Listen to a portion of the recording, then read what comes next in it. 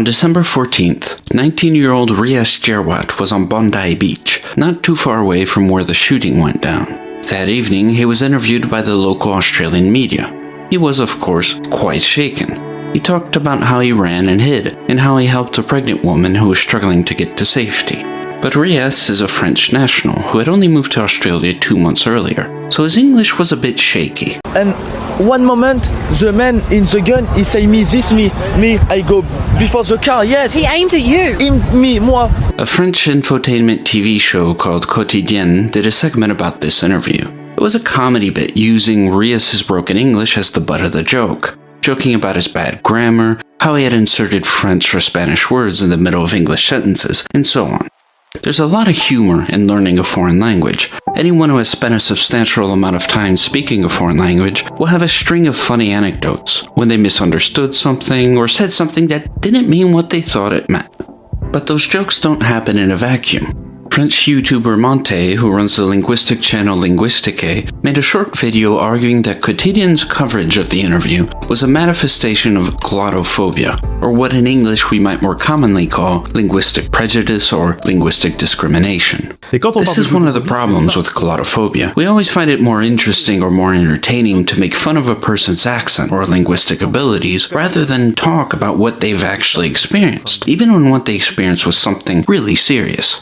Glottophobia is a broader concept that covers things like class, ethnicity, gender, and so on. You know, things like assuming someone isn't intelligent just because they have a foreign accent, a southern drawl, vocal fry, or whatnot. In these cases, these are people who just talk the way they talk, and they have no desire nor any reason to talk in any other way. It's a bit different for language learners though, because they do want to change the way they talk. That's kind of the point of learning. And for them, one of the problems with joking around like that is that it can create a kind of vicious cycle that prevents them from getting any better. If people laugh at you when you're trying your best, it can create feelings of shame or anxiety, which in turn make it harder to learn. And since you're not improving, people have a reason to keep on making jokes at your expense, which generates anxiety, and so on. It's a nasty loop to get stuck in. Once you see the causal role that those jokes can play in preventing people from improving, it's really not all that funny anymore. Unfortunately, it's a common and well-documented occurrence. From students who want to learn in class but are mocked by their peers, to heritage speakers who are teased by the very people who refuse to teach them their heritage language in the first place. For a lot of learners, their journey is made more difficult because they're made fun of rather than encouraged. Which isn't to say there's no place for humor in language learning. Of course there is. It's just that it doesn't hurt to take a second and put yourself in the other person's shoes every once in a while. Another thing is that when you decide to make it all a joke, you're going to focus only on what went wrong. And in the process, you might overlook just how cool some of the things going on actually are. For example, there is one car, I say this, I'm cached. Rias took the French verb cacher, meaning to hide, and added the English ed at the end to turn it into a past participle.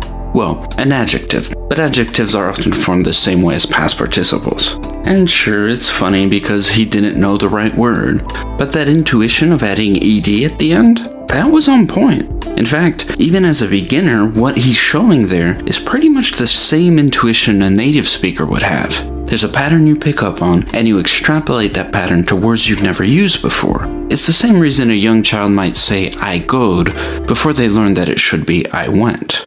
And among adult speakers, you see this in the way we adapt foreign words. For example, in manga and anime fandoms, you might hear someone say a character was isekai'd. They took a Japanese word, isekai, and just added that ed pattern to it to suit their needs, the same way Rias did. It's easy to miss if all you focus on is the fact that he used a French word instead of an English one, but it's pretty neat that he has that intuition there, even if he's still a beginner. Another cool thing is the way he uses multimodality. Multimodality is just a fancy way of saying that you use several channels of communication rather than just the one. For example, when you text someone, you might use a combination of written words and pictures, emojis.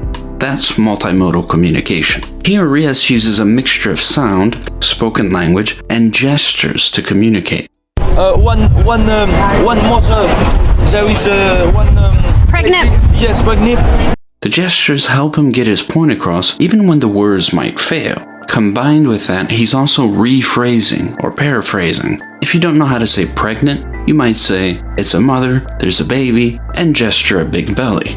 It's pretty neat. There are some things he doesn't know how to say in English, but instead of letting those limitations get the best of him, he's working around them by using a variety of techniques. And he's not the only one doing this. The journalist interviewing him also used similar techniques to get their point across. For example, did you ever think you'd see something like this in Sydney? In Sydney? What? Sorry? Did you ever think you would see something like this in Sydney? Yes, il y a la Are you surprised that this yes, I am surprised. It's in Australia. the first attempt doesn't work, but the second time around, she goes for the good old trying to say the same thing slower. But since that doesn't work either, the third time around, the other journalist jumps in and rephrases it into something simpler. Another cool thing about this kind of interaction is that it shows just how much language is collaborative. When the first journalist fails to get her point across, the second one jumps in to rephrase it. Or when Rias isn't sure how to say pregnant, the journalist interjects the word pregnant. They're constructing the meaning together. Scenes like this one illustrate why some people liken language to a game of charades.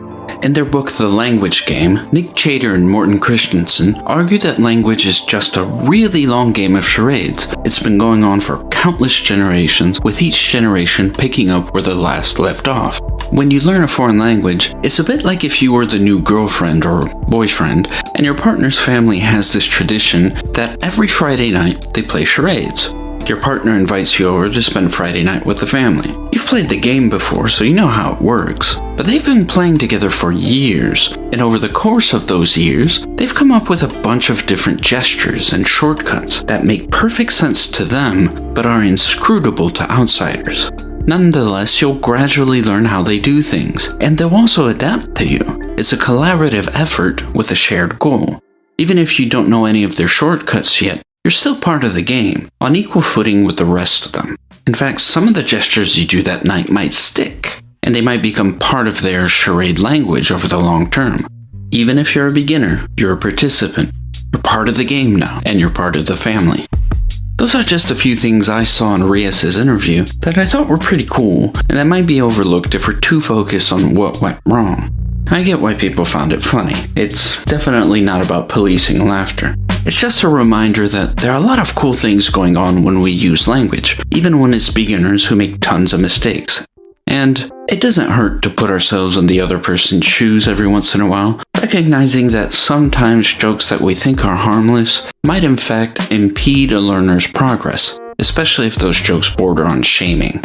Just a contrast with Quotidien's coverage, in 2014 a young Japanese fan tried to speak to Cristiano Ronaldo in Portuguese on stage during a promotional event. It was pretty rough, and the room laughed.